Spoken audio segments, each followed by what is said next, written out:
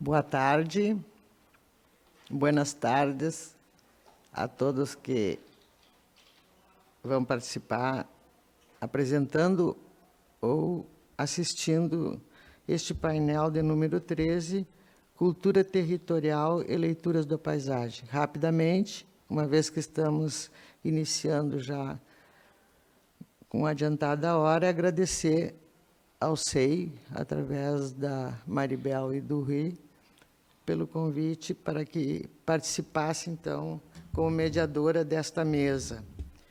Como eu observei aqui, com exceção da primeira apresentação, as outras correspondem a colegas do Brasil. Por outro lado, das 4 apresentações que nós teremos agora, apenas eu que apresento a última comunicação é uma apresentação presencial, as demais são virtuais. Como eu estou falando predominantemente para brasileiros, e como nos conhecemos, eu queria pedir para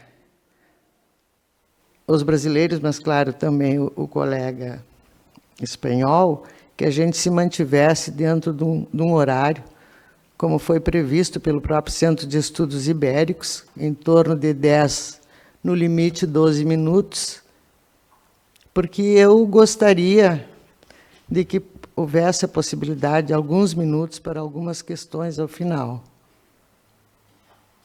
Certo? Então, se os apresentadores virtuais estão a posto, nós podemos começar. Eu chamaria, então, a primeira apresentação, El Escenario Demográfico de la Frontera Luso-Castellana, una perspectiva temporal.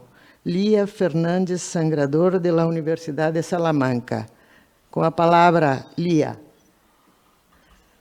Bueno, buenas tardes. En primer lugar, quisiera dar las gracias al Centro de Estudios Ibéricos por haber aceptado la propuesta que les voy a presentar a continuación y que lleva por título El escenario demográfico de la frontera luso-castellana, una perspectiva temporal. Bien, lo primero de todo es decirles que esta presentación, el germen de ella, surgió vinculado al proyecto de investigación Plataforma Transfronteriza para el Difusado de Conocimiento, vinculado al CEI, que tenía a la doctora María Isabel Martín Jiménez de la Universidad de Salamanca como investigadora principal. Y en este proyecto colaboré como personal investigador recabando datos de la frontera y confeccionando la cartografía temática. Bien, el objetivo principal de la investigación es estudiar los cambios demográficos que han tenido lugar en la franja luso-castellana con la finalidad de identificar las zonas más afectadas por los procesos de regresión demográfica y de envejecimiento y, además, tras analizar esta situación, se esbozarán someramente algunas de las iniciativas y estrategias que se han puesto en marcha para dinamizar estos territorios. En cuanto a la metodología seguida, pues cabe señalar que se ha partido de la revisión de la literatura académica como soporte conceptual y, por otra parte, se ha recurrido a las diferentes estadísticas con las que se han confeccionado bases de datos, se han analizado y los resultados se han presentado confeccionando una serie de gráficos y de mapas temáticos que dan soporte visual a todas las conclusiones extraídas. Con relación a la delimitación del marco geográfico, una cuestión que merece destacarse es la dificultad que conlleva seleccionar una zona de estudio fronteriza con coherencia territorial, ya que la heterogeneidad existente entre las divisiones político-administrativas españolas y portuguesas supone una complicación añadida a la hora de realizar estudios que permitan analizar de forma comparada los territorios que configuran el espacio rayano. Existen distintas fórmulas y delimitaciones y en este caso, y con la finalidad de adoptar el mayor rigor posible, se ha tomado como zona de estudio la franja fronteriza de Castilla y León a través de las 5 comarcas agrarias que limitan con Portugal, que serían Sanabria, Aliste y Sayago, en la provincia de Zamora, y Vitigudino y Ciudad Rodrigo, en la provincia de Salamanca. En cuanto al escenario transfronterizo, cabe destacar que de los 1.234 kilómetros de la frontera hispano-lusa, 349 forman parte del límite con Castilla y León. Constituye un espacio diverso, con gran riqueza natural y cultural, pero está inundado por un proceso de envejecimiento y de despoblación.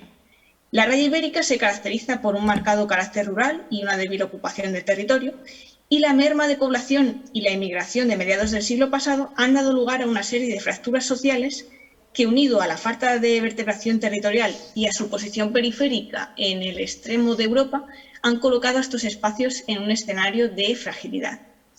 Este vacío demográfico, unido a las débiles conexiones viarias, intrarregionales y transfronterizas, ha motivado su consideración como territorio deprimido. Y a esta perspectiva hay que añadir además que el espacio fronterizo castellano-leonés, que limita con las regiones norte y centro de Portugal, está incluido, según los informes de cohesión territorial de la Unión Europea, dentro de los territorios en desventaja geográfica y con dificultades específicas. Además, el Instituto Nacional de Estadística portugués incluye precisamente las freguesías de la franja fronteriza entre las áreas con un índice de marginalidad funcional muy elevado y con elevadas carencias de funciones especializadas. En los últimos años, la dinámica demográfica de la raya tampoco ha sido favorable y se ha perpetuado la fragilidad social y el descenso poblacional que ya se contemplaba en los estudios de los años 90. De hecho, la mayor parte de las entidades fronterizas castellano-leonesas se encuentran en una situación demográfica muy grave y sujetas a desventajas permanentes, según ha calificado un grupo de investigadores de la Universidad de Zaragoza. En cuanto a la evolución demográfica, desde hace décadas la frontera ibérica se halla inmersa en un proceso de regresión demográfica que no parece tener freno. En la década de 1950 se produjo una fuerte migración y este éxodo rural vino motivado por el bajo nivel de desarrollo económico y las escasas oportunidades de empleo. Desde entonces, el descenso ha sido continuado y no ha cesado con el paso de las décadas. Como se puede observar en los gráficos, la tendencia seguida por las 5 comarcas ha sido en general muy similar y las mayores pérdidas han tenido en todo caso lugar en Sanabria, Sayago y Vitigudino, donde la población de 2021 era únicamente un tercio de la que tenían en el año 1900 o en 1950. La regresión demográfica entre 1960 y 1991 fue mucho más intensa que la de las décadas posteriores, aunque, como puede comprobarse, la merma ha continuado. En conjunto, de los 182.348 habitantes que había en 1960, se ha reducido a 64.000 en el año 2021. Y estas drásticas pérdidas se concretan de forma más específica, por ejemplo, en Sanabria, donde se ha pasado de más de 28.000 habitantes a tan solo 8.000, o en Vitigudino, que tenía más de 50.000 habitantes en los años 60 y actualmente solo dispone de 15.000. Es decir, en el conjunto la población se ha reducido a más de la tercera parte. Al declive demográfico se une también la débil ocupación del territorio, que se ha ido agravando con el paso de los años. La densidad de población en la raya de Castilla y León en los años 60 ascendía a 17,8 habitantes por kilómetro cuadrado. En 1991 ya se encontraba por debajo de 10 habitantes por kilómetro cuadrado, concretamente 9,6. Y actualmente la densidad de población es de 6,3 habitantes por kilómetro cuadrado, que es una cifra muy por debajo del umbral que señala la Unión Europea como indicativo de desierto demográfico y que, por lo tanto, no es el deseable para una gestión adecuada de los recursos. En los últimos 20 años, el número de municipios con una densidad inferior a los 3 habitantes por kilómetro cuadrado se ha incrementado notablemente. De hecho, se ha duplicado, pasándose de 19 en 2001 a 46 en 2021. Esto supone que una cuarta parte, es decir, el 25%, de los municipios de la frontera al uso castellana tienen una ocupación muy baja, cercana al vacío demográfico. También se ha incrementado el número de municipios con una densidad entre 3 y 5 habitantes por kilómetro cuadrado, como pueden ver en la tabla. Se ha pasado de 33 a 60 en 2021. Por el contrario, han descendido aquellos municipios con densidades superiores a los 12,5 habitantes por kilómetro cuadrado. De los 17 que teníamos en 2001, tan solo quedan 10 actualmente. Por lo tanto, solo el 5,5% de los municipios fronterizos se encuentran fuera del umbral de despoblación que marca actualmente la Unión Europea. Los más afectados por esta menor densidad se localizan sobre todo en Sanabria y en el Alto Aliste, que son los que concentran buena parte de estos municipios con menos de 3 habitantes por kilómetro cuadrado. Bien, de forma paralela se ha producido un progresivo envejecimiento de la población que ha quedado reflejado en la pirámide, que en los últimos 20 años, como puede comprobarse, se ha invertido, tanto en el conjunto de la frontera como en cada una de las comarcas. La presencia de las cortes jóvenes era muy reducida, tanto a comienzos del siglo XXI como en la actualidad, y se ha visto reducida a un 2,6%, de tal forma que en 2021 los menores de 15 años solo representan el 6,2% de la población rayana. Esto contrasta con el elevado peso de la población mayor de 65 años, que supone el 39%, y que en los últimos 20 años se ha incrementado un 3%. La situación para los años venideros se presenta bastante desfavorable.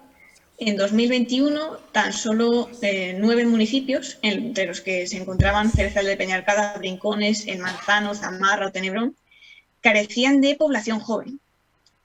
En 18 de ellos, los jóvenes solo representaban el 2%, y solo en 5 municipios se superaba el 10% de presencia de jóvenes, entre los que se incluía, por ejemplo, Vitigudino y Ciudad Rodrigo. Por otra parte, los mayores de 65 años constituían más de la mitad de la población en 42 municipios, localizados especialmente, como se puede ver a través del mapa, en la comarca de Sanabria y el Alto Aliste, junto con el sector central de la comarca de Vitigudino. Además, en la mitad de los municipios rayanos, el peso de los mayores oscilaba entre el 40 y el 50% de la población total. Este acusado envejecimiento se refleja de forma abrumadora también en la elevada edad media de los pobladores, que en 2021 superaba los 60 años de media en el 43% de los municipios. Solo en 5 de ellos bajaba de los 50 años. Y como consecuencia de esta estructura envejecida, las tasas de natalidad son especialmente bajas, en el conjunto inferiores al 3 por 1000, y en 108 municipios, es decir, el 60%, no se registró ningún nacimiento en el año 2021. Y en otros 47 municipios solo registraron un nacimiento. Para abordar el problema de la despoblación, desde la esfera institucional se han puesto en marcha una serie de líneas de acción recogidas en informes como la Estrategia Nacional frente al Reto Demográfico, entre cuyos ejes de actuación se encuentran la despoblación, el envejecimiento y los efectos de la población flotante. También tenemos la Estrategia Común de Desarrollo Transfronterizo, donde el quinto objetivo está orientado precisamente a favorecer la fijación de población en las zonas transfronterizas. Y por último, a nivel nacional tenemos el Plan de Recuperación, 130 medidas frente al reto demográfico, que se ha lanzado en el año 2021. A nivel regional, en Castilla y León, el instrumento empleado ha sido la Agenda para la Población 2010-2020, y luego desde el ámbito académico han emanado también distintas iniciativas, propuestas y estudios ligados al turismo como incentivo para dinamizar estos espacios. Es decir, se ha optado por la puesta en valor del patrimonio territorial, pero como hemos ido viendo en las sucesivas publicaciones, esto no ha sido suficiente. Para ir terminando, cabe señalar que la desestructuración originada por los efectos de la fuerte migración a mediados del siglo pasado debilitó los espacios rurales rayanos. A pesar de que estos episodios migratorios se frenaron, la marcha de población ha perdurado y el retroceso demográfico ha continuado debido a la desvitalidad y al envejecimiento de los habitantes. Como hemos visto, entre las zonas más afectadas se encuentran sobre todo la comarca de Sanabria y los municipios de la parte del Alto Aliste, aunque es una situación bastante común a toda la frontera. Lía, un minuto para su término. La lucha contra la despoblación y la búsqueda de la vertebración territorial constituyen, por lo tanto, los retos de futuro a los que nos debemos enfrentar. Esta estructura poblacional envejecida, la escasa presencia de grupos jóvenes y el vacío demográfico no invitan para nada al optimismo. Y como hemos visto, las distintas iniciativas y estrategias no han sido suficientes para revertir la tendencia negativa y frenar el proceso regresivo. Todo ello pone de manifiesto la necesidad de seguir incidiendo en el gran reto que plantea la despoblación, apoyando nuevas líneas estratégicas que movilicen sinergias y traspasen el ámbito local. Y ya para finalizar, y a modo de metáfora, El relieve, fruto del encajamiento del Duero, que se puede divisar desde el Miradouro de la Sapiña, entre Barca d'Alba y Escalao, que separa el territorio luso del castellano, nos revela de forma natural la gráfica o la tendencia regresiva que ha sufrido la frontera ibérica. Aquí finalizaría mi intervención y solo me queda darles las gracias por su atención. Muchas gracias, Lia. E vamos adelante agora falando em português. O segundo trabalho a ser apresentado é do Instituto Histórico e Geográfico de Alagoas, Espaço de Produção e Difusão de Conhecimentos sobre o Território Alagoano no Nordeste Brasileiro. Antônio Alfredo Teles de Carvalho, Renan Huber Rostas, neto da Universidade Federal do Alagoas. Eu pediria para quem fosse apresentar, provavelmente o Antônio. Fique à vontade, pode iniciar a sua apresentação.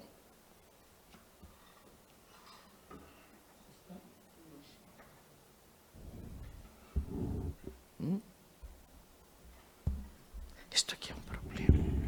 A gente fala que sai lá.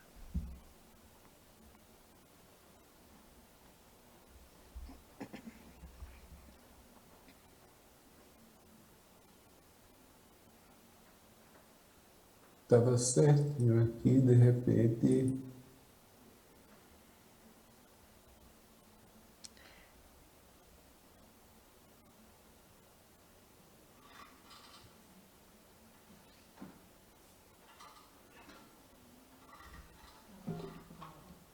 Apareceu aí, né?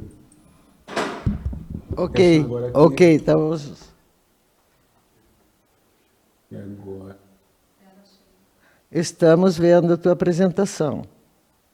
Pode iniciar. Boa tarde, já aqui também no Brasil. Boa tarde para os colegas presentes, lusos, espanhóis e demais nacionalidades presentes. Boa tarde, professora Disse. É uma satisfação imensa sempre ouvi-la. E quero deixar aqui já de início um abraço ao queridíssimo professor Rui Jacinto. Bom, o trabalho aqui trazido, ele é um trabalho que parte das nossas inquietações no processo de ensino-aprendizagem e história do pensamento geográfico, né?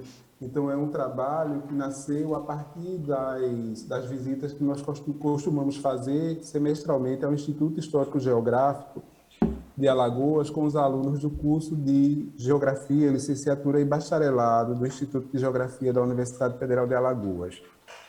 Então, buscando dar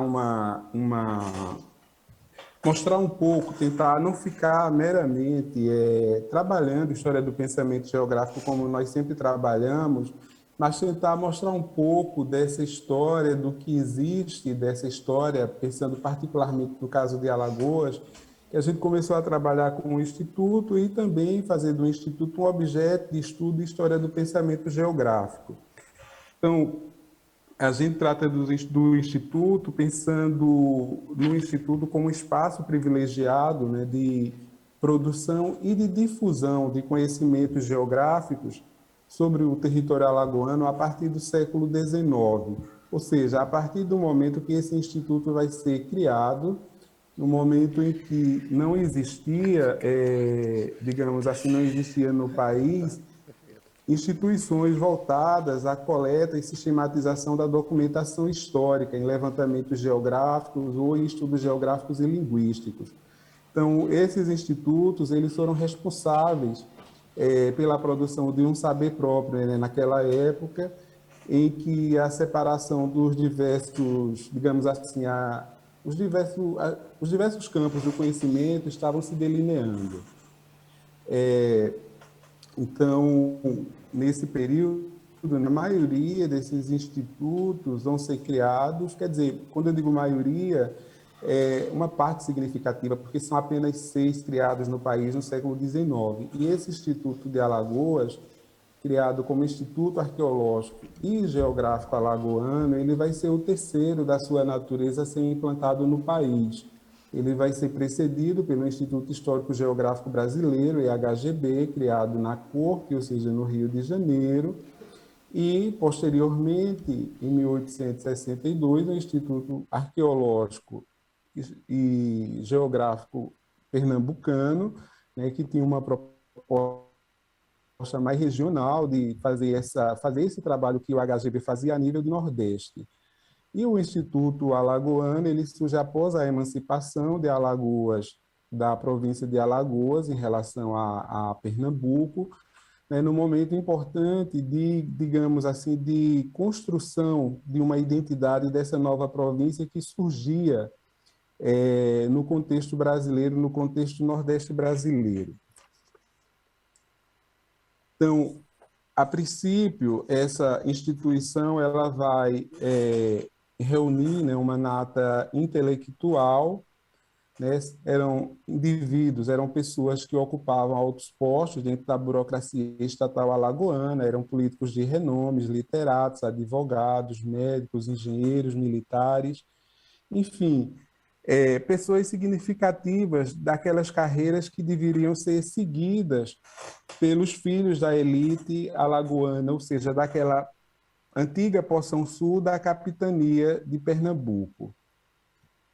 Então, é nesse contexto que esse instituto surge e com essa finalidade de, digamos assim, de mostrar, de incrementar a nível de país, a nível de Brasil, uma província forte, uma Alagoas forte, uma Alagoas representativa. E essa elite vai se incumbir de produzir novos conhecimentos sobre essa nova província. Então, agora são conhecimentos sobre a província de Alagoas e não mais a comarca de Alagoas que compunha a capitania e depois a província de Pernambuco. Então, essa instituição, esse instituto, ele nasce no momento, eu diria assim, nós diríamos um momento crucial na construção de um pensamento geográfico sobre Alagoas, né? É no período que vai vir assim, virão os primeiros escritos sobre a história, sobre a geografia, sobre a sociologia de Alagoana, e começa a sistematizar todos os conhecimentos, produzir e sistematizar os conhecimentos já existentes, né? E vai reunir, né, uma pleiade, como eu já disse, de intelectuais que vão produzir uma série de conhecimentos e vão lançar bases importantes para uma geografia com características mais alagoanas, né? Então, são bases que vão ser lançadas nesse momento, que vão se sentir posteriormente, sobretudo no século seguinte, no século XX, meados do século XX, quando surgem os primeiros cursos de geografia, história, licenciatura, né? Formação de professores no Brasil, e no caso de Alagoas, isso vai se refletir somente nos anos 50, quando vai ser criada a Faculdade de Filosofia de Alagoas, aqui em Maceió, e é uma faculdade que vai se nutrir de profissionais oriundos desse instituto, ou seja, a base inicial, toda a formação dos profissionais que vão sair, que vão dos egressos dessa faculdade de filosofia, tem como base aquele pensamento, essencialmente aquele pensamento oriundo, produzido e difundido por esse Instituto Histórico Geográfico de Alagoas, naquele momento IAGA, Instituto Arqueológico Geográfico Alagoano, o de Alagoas, né? Então, o curso de Geografia que surge em 1950 aqui em Alagoas e que vai originar o atual curso de Geografia da Universidade Federal de Alagoas, ele se nutre, como eu já disse anteriormente, dessa produção desenvolvida dentro do contexto do Instituto. Então, vendo essa história e visitando esse Instituto semestralmente com os nossos alunos, ingressantes no curso de Geografia e História que nós despertamos para reconstituir, trabalhar, pesquisar essa história através do que o Instituto traz consigo, não só um acervo, não só o museu, mas uma biblioteca muito rica, um acervo, um arquivo muito rico, que permite um diálogo com os grandes autores, com os grandes clássicos. Um momento, desculpe te Pois não. interromper, mas tu tens 1 minuto para ir Estou concluindo a tua fechando fala. já, Ah, já estou está fechando? fechando. Ah, Estou tá bom. fechando. Muito Tá obrigado, legal. querida. E então, a gente tem no Instituto hoje um acervo considerável, um acervo que permite, permite acessar toda essa produção, toda a base, tudo aquilo que deu base para o que nós fazemos hoje em Alagoas, para o que nós produzimos sobre Alagoas. Então, foi rápido, assim, porque o tempo é curto, eu agradeço, quero dizer da satisfação de ouvir a professora disse, e deixar agradecer a todos, né? Agradecer o C, agradecer todo o pessoal de guarda e deixar um abraço especial para Rui Jacinto. Muito obrigado, Disse.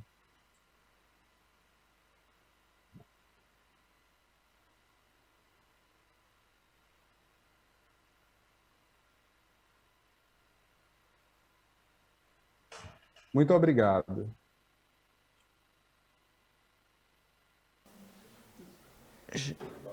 Eu agradeço, então, agora, agradeço a tua participação e vamos dar continuidade com a próxima apresentação. É você mesmo? Então, vamos lá. Bom, quem vai O apresentar terceiro...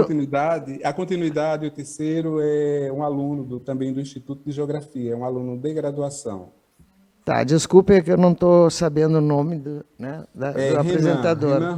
Renan Hubert, disse. Tá. Obrigado, muito Obrigada, obrigado. um abraço. Então, o terceiro trabalho é contribuições da revista do IAGA na difusão do conhecimento sobre o território alagoano no Nordeste do Brasil, na segunda metade do século XIX. Então, a palavra com a moça que vai apresentar.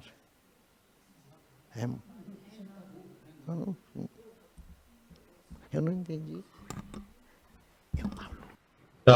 Tá para me ouvir, tranquilo? Estamos te ouvindo. Mostra tua carinha aqui para a coordenadora da mesa, porque eu estou confusa, porque não tenho o nome de quem está apresentando. Não sei se já apareceu. É o Renan que está apresentando?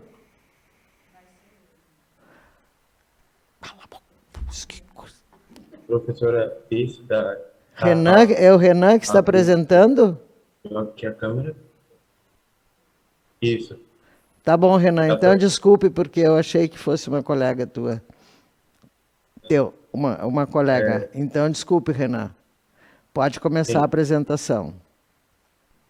Bom, primeiramente, né, agradecer a toda a comissão organizadora, né, por proporcionar esse evento, né, que inclusive no primeiro evento dessa instituição, e sou muito feliz de estar participando, né, e desejar uma boa tarde, né, a todos os colegas portugueses, espanhóis, brasileiros aqui presentes, né. E a minha apresentação é do grupo de Caixa, de pesquisa em Alagoas, Universidade Federal de Alagoas. E essa pesquisa em desenvolvimento é sobre a contribuição da revista do IAGA na difusão de conhecimentos sobre o território alagoano no Nordeste do Brasil na segunda metade do século XIX. Né? O IAGA, o Instituto Arqueológico e Geográfico Alagoano. Temos aqui uma imagem, né, hoje em dia, dos tempos modernos, do Instituto, que é sediado aqui na cidade de Maceió, no centro da cidade. Bem, introduzindo, pensar em geografia hoje, ou refletir a propósito dos seus possíveis desdobramentos, passa necessariamente pelo resgate e apreensão de sua história particular, articulada com a história do tempo em que se processará. Nesse sentido, investigar e analisar a contribuição dos estudos realizados no âmbito do Instituto Histórico e Geográfico de Alagoas, o IGAL, especialmente em seu secular periódico, a revista do Instituto Histórico e Geográfico de Alagoas, se mostra essencial à apresentação dos conhecimentos geográficos sobre o território alagoano a partir do século XIX. E os objetivos dessa, então, pesquisa que estou fazendo na Universidade Federal de Alagoas se dá em realizar uma análise acerca da contribuição dos escritos publicados pela revista do Instituto Arqueológico e Geográfico Alagoano para o reconhecimento do território alagoano. Além disso, discutir os fundamentos geográficos dos autores clássicos alagoanos através da revista do IAGA, evidenciar os trabalhos pioneiros sobre a geografia de Alagoas publicados na revista do IAGA e contribuir com os estudos sobre a história do pensamento geográfico no Nordeste brasileiro e mais particularmente no estado de Alagoas. Então, essa metodologia que adotamos no estudo, ela é baseada, temos como ponto de partida, a compreensão em que, em História do Pensamento Geográfico, que o professor Antônio Carlos Robert Moraes, ele dá, sendo um conjunto de discursos a respeito do espaço que substantivam as concepções de uma dada sociedade, num momento determinado. Possui acerca do seu meio e das relações com ele estabelecido, tratando-se de um acervo histórico e socialmente produzido, uma fatia de substância da formação cultural de um povo. Sendo desse modo, o desenvolvimento da pesquisa surgiu os seguintes procedimentos metodológicos. A pesquisa bibliográfica, focando, em especial, os repositórios de alguns programas de pós-graduação em Geografia, também programas de História, Educação e Documentação. Levantamentos em periódicos nacionais e internacionais também foram realizados nesse sentido, realizados nesse momento, que se estendeu ao longo de todo o processo de pesquisa, além de livros e jornais locais. E a leitura, né? Essa leitura seguida de análise e discussão dos 10 primeiros números da revista do IAGA. E os resultados e discussões obtidas a partir da, então, pesquisa que estou trabalhando, né, são expressivos trabalhos sobre as diferentes partes da província, iniciando com o texto clássico das primeiras edições do José Próspero Jeová da Silva Coroatá, intitulada Crônica do Penedo, que se estende por 3 números da revista, e os numerosos textos de João Francisco Dias Cabral, inicialmente sobre a vila de Santa Luzia e, posteriormente, sobre diferentes núcleos alagoanos. Autores também, como Manuel Claudino Arrochela Jaime, Olímpio Eusébio Arrochela Galvão ou Roberto Calheiros, quando presidente do Instituto, sempre enaltecendo a geografia e cultura alagoana, ou seja, comprometidos em revelar uma província forte, consonante com a visão das elites senhoriais que a comandavam então. Né? E, infelizmente, não está aqui no slide até a capa das revistas, e a título também poder explicar que houve uma mudança de nomeação do Instituto, que antes começou como Instituto Arqueológico Geográfico Alagoano, e depois houve essa mudança para o Instituto Histórico e Geográfico de Alagoas, né? Que essa nomenclatura permanece até tempos modernos. Então, deixo aqui referências, uma parte, né, da bibliografia utilizada nessa pequena apresentação. E agradeço a todos aqui presentes que fazem parte dessa reunião, ao SEI, e especialmente a professora Dirce, né, que agradeço pelo seu trabalho epistemológico sobre a geografia para o trabalho. Obrigado a todos. Obrigada, Renan. Nós vamos dar continuidade agora. Tu vai ter que ouvir a professora Dirce daí. O próximo trabalho é a leitura da paisagem através da toponímia, os nomes indígenas das cidades do Rio Grande do Sul. Esse é um trabalho que é de coautoria. Eu vou fazer a apresentação, mas participam desta pesquisa, além de mim, o Inocêncio Borges Neto e o colega Rio Jacinto, daqui de Portugal. Eu pediria para o Rui, que está presente, que faça o mesmo controle do tempo em relação aos colegas. E senta lá para mim te ver, porque eu vou ficar de pé. Eu vou ficar de pé aqui, porque senão não enxergo. O microfone.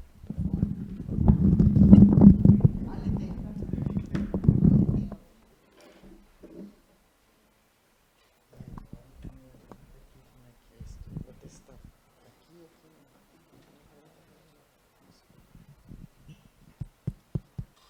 Bem, esse trabalho, rapidamente, ele faz parte de um projeto maior que a gente vem desenvolvendo. Eu acho que é a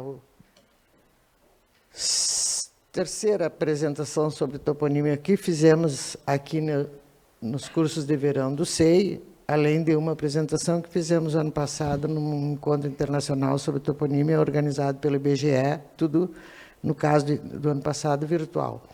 Como eu já disse, os autores somos nós três, que eu não vou repetir em função do tempo. Vamos adiante.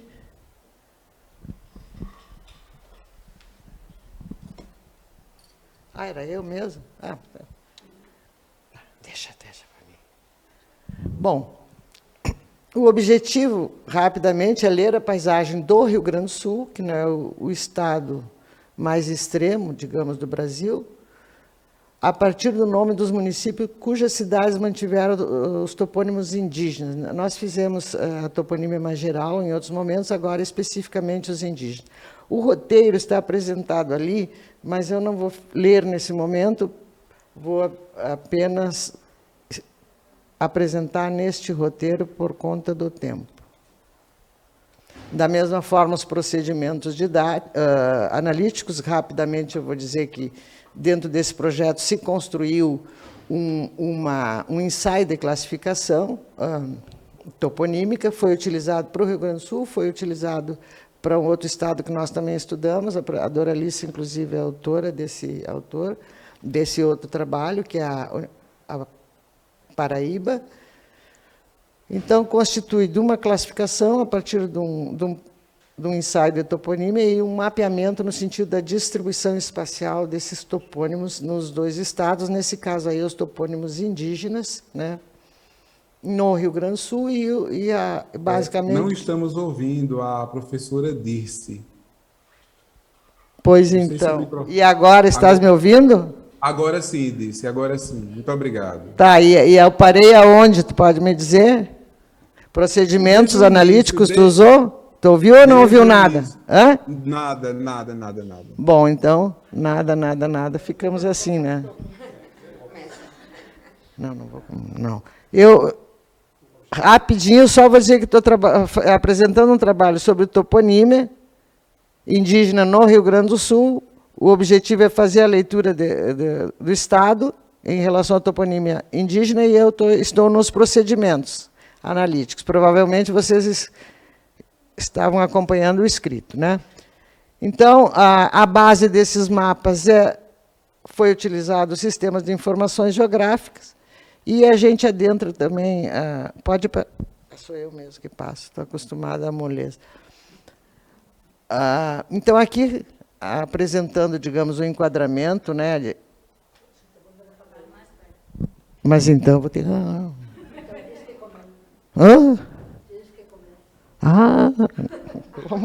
Pelo amor de Deus. Bom. o enquadramento e a divisão municipal.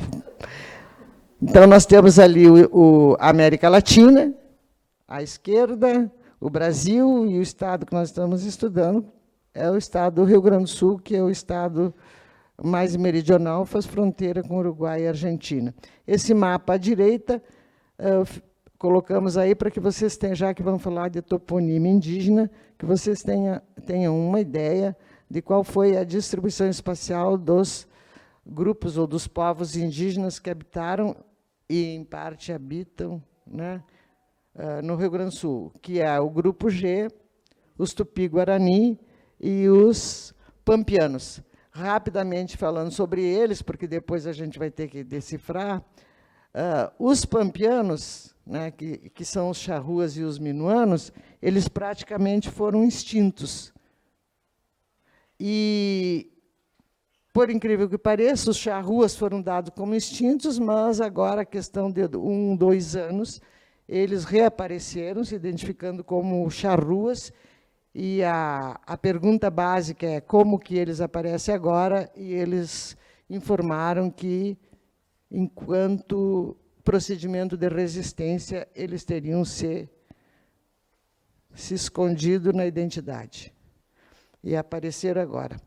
E depois, os Tupi-Guaranis ocorrem no Rio Grande do Sul, muito esporadicamente, mas existem alguns sítios, né, regulados pelo Estado, com a presença, e o G, que basicamente é um grupo chamado os Caingangues, que tem algumas reservas ao norte do Estado, mas é um Estado que tem praticamente pouca população indígena. Mas vamos adiante.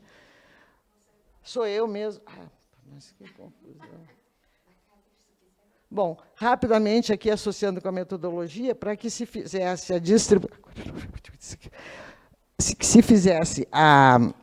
distribuição da toponímia indígena, nós trabalhamos com 5 bases. As 3 primeiras são os constituintes naturais, né? A geomorfologia, a hidrologia e a cobertura vegetal original, exatamente por quê?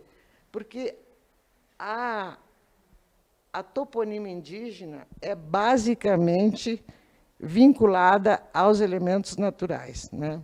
E aqui, à direita, nós fizemos também uma distribuição a partir dessas 2 bases, que são a base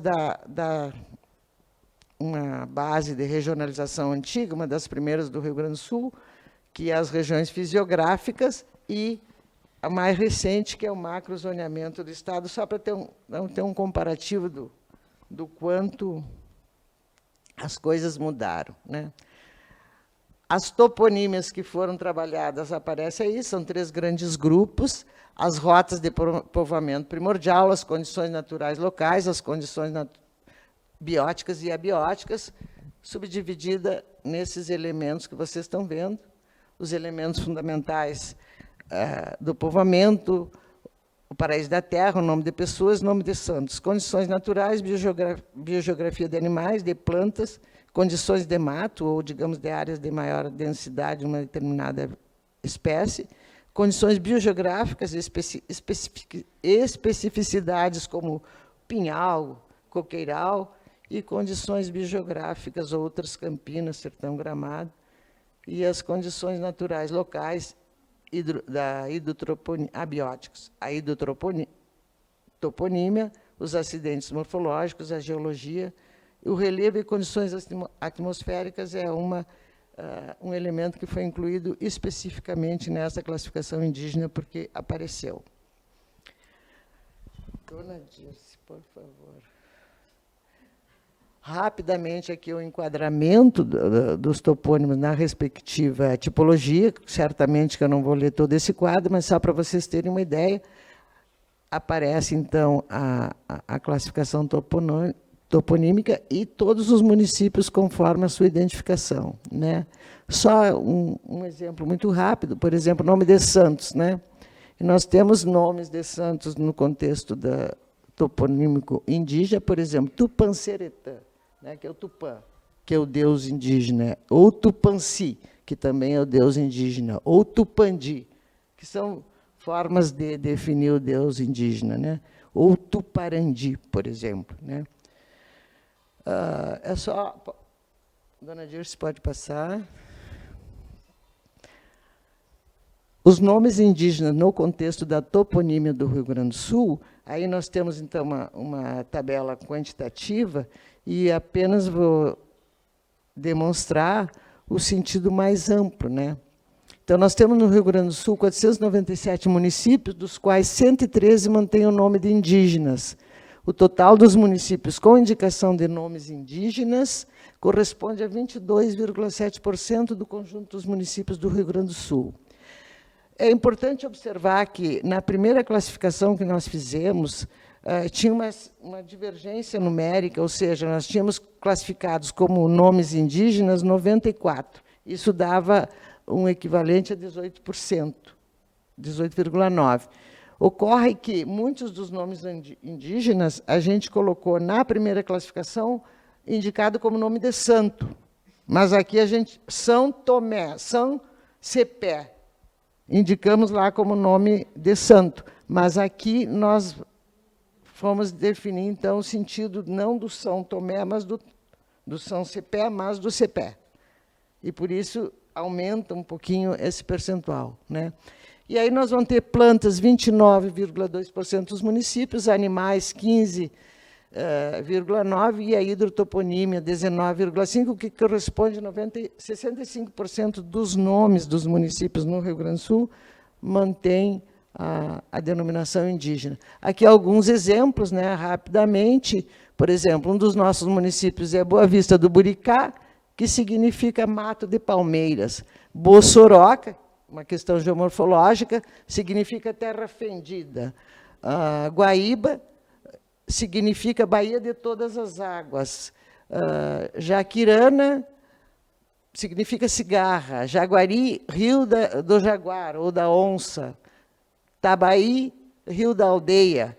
Uruguaiana já é um hibridismo e uma constituição de dois significados, que é Uruguá, é caracol, um molusco, e Ana tem a ver com Santana, que acabou tornando-se esse hibridismo de Santana do Uruguai, que ao final ficou uruguaiano.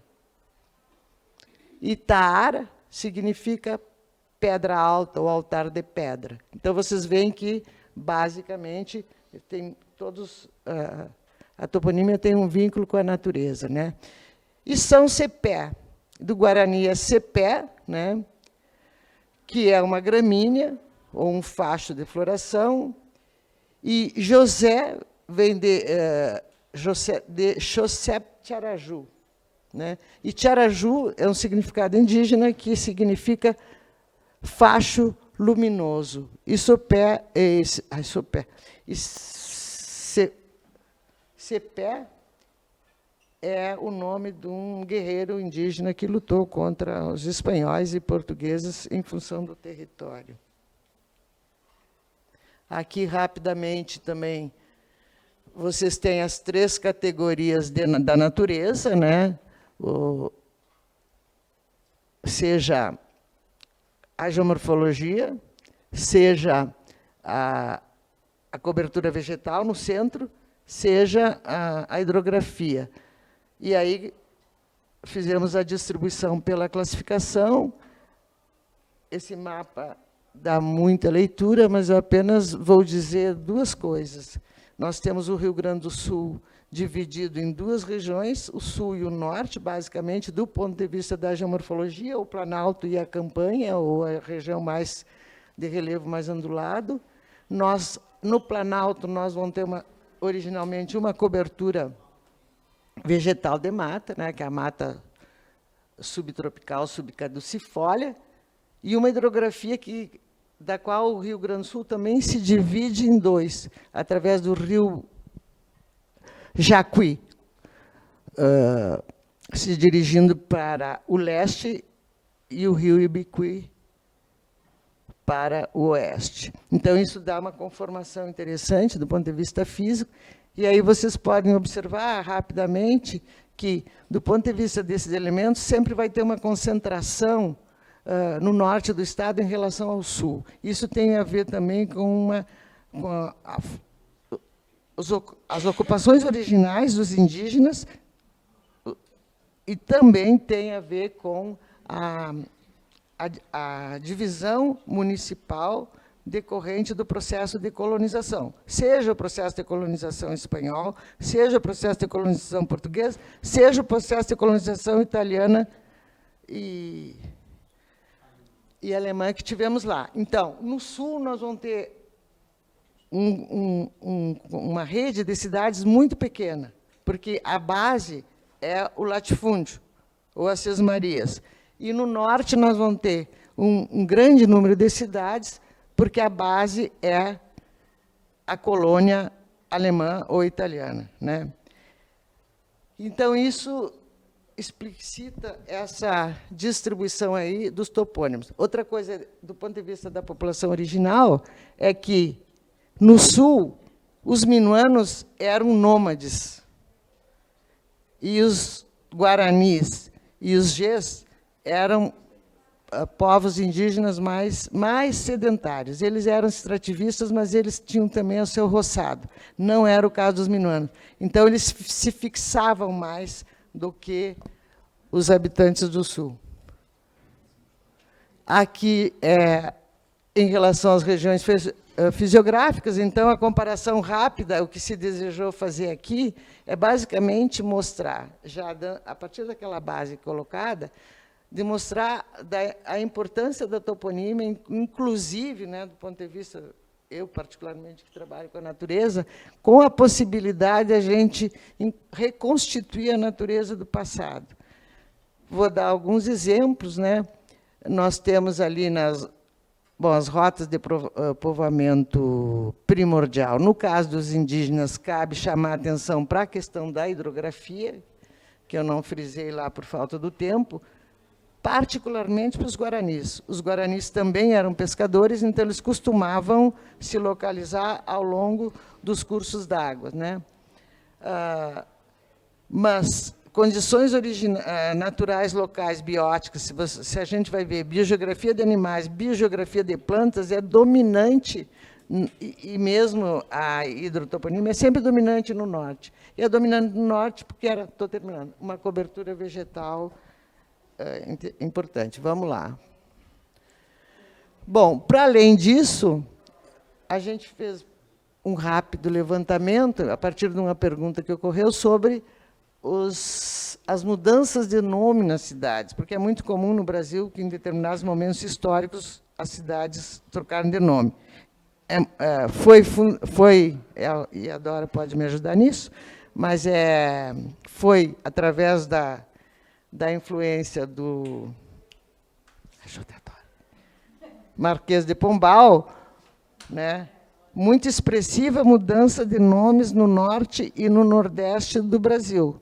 No caso do Rio Grande do Sul, isto não foi tão significativo, porque o Rio Grande do Sul ele se incorporou ao Brasil neste período entre os anos de 1900 e final dos 1700 e 1800. E as cidades, vamos supor, a rede urbana do Rio Grande do Sul, ela se estabelece só no período das pós-guerras cisplatinas, né? Então, nós temos aí uma distribuição, que eu também não vou ler, que demonstra, em resumo, que não houve grandes modificações dos nomes indígenas no Rio Grande do Sul. Houve alguma coisa que chamou atenção, é porque no Estado Novo, com o governo Vargas, ele faz o contrário do Marquês do Pombal. Ou, digamos, a política do Marquês em relação ao Brasil. Ele exige que todos os nomes estrangeiros fossem substituídos por nomes indígenas, ou nomes locais. E esta talvez seja a hipótese de explicação dessa permanência.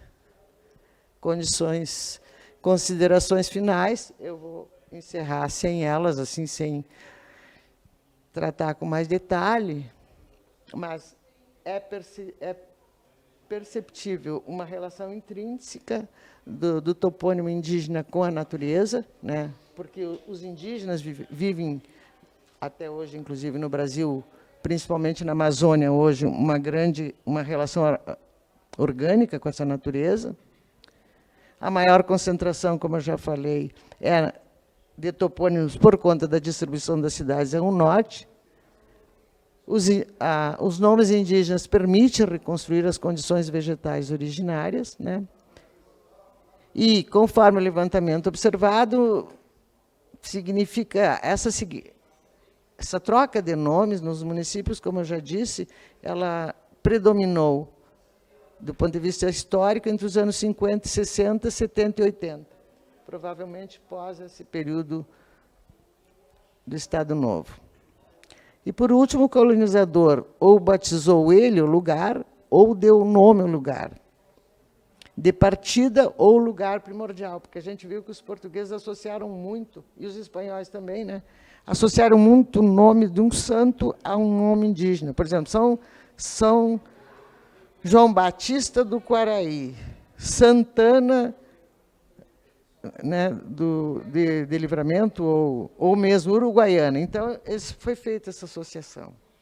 No caso do Rio Grande do Sul, então, a intervenção pombalina nos parece que não ocorreu, ou se ocorreu, é preciso maior investigação. Eu agradeço, passei do tempo.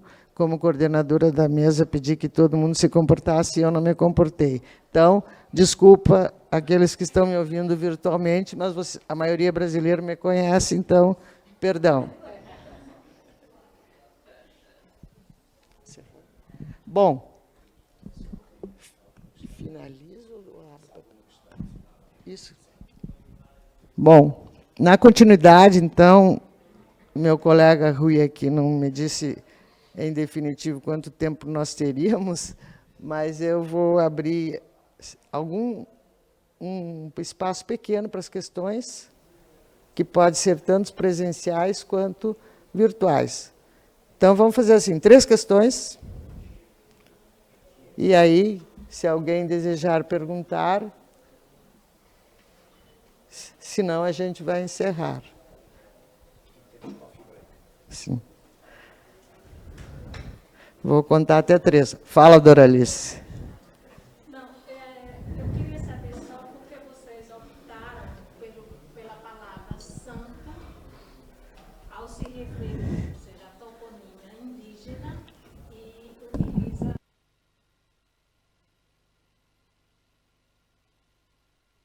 a religiosidade, ou crenças, ou deuses, o que seja. Desculpa, estou em inglês, né? Pode só pedir comida para o microfone. Ok. Porque eu sei que algumas fazem junção do indígena com, de fato, o nome de um santo. Mas, quando você coloca os exemplos em relação a Tupã, que eu saiba, não era um santo. Então... Para eles? Bom, para eles não... Bom, aí é uma outra discussão para a gente fazer sobre as crenças indígenas. Mas era mais isso.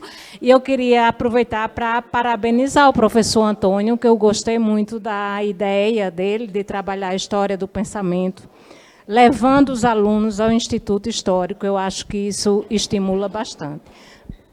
Vou até falar para os meus colegas que trabalham mais diretamente com essa disciplina, que eu já não ministro, para copiarem essa ideia, que eu acho bastante pertinente. Obrigada. Doralice, tu tem plena razão. Eu, quando estava pensando, porque num primeiro momento eram santos, nós estávamos classificando como santos, né? E eram santos. São Cepé é santo. Ele tornou-se um santo. Então, o sentido da palavra Cepé não é de um santo, é de um guerreiro. Mas ele tornou-se, no contexto, digamos assim, das lendas do Rio Grande do Sul, um santo. Então, ele era um santo. Mas tu tem razão quando a gente se refere exclusivamente ao nome, como o caso do... que fazia referência aí, do Tupã, né? Tupã-Seretã. Tupã-Seretã, na verdade, é o deus indígena. Então, caberia não ser chamado de santo. Caberia. E eu concordo contigo, e depois, se o Rui Jacinto, que é o autor também comigo, concordar, a gente pode rever isso aí, né, Rui? Rever ou colocar uma nota de rodapé naquilo que for publicado. Tá bom.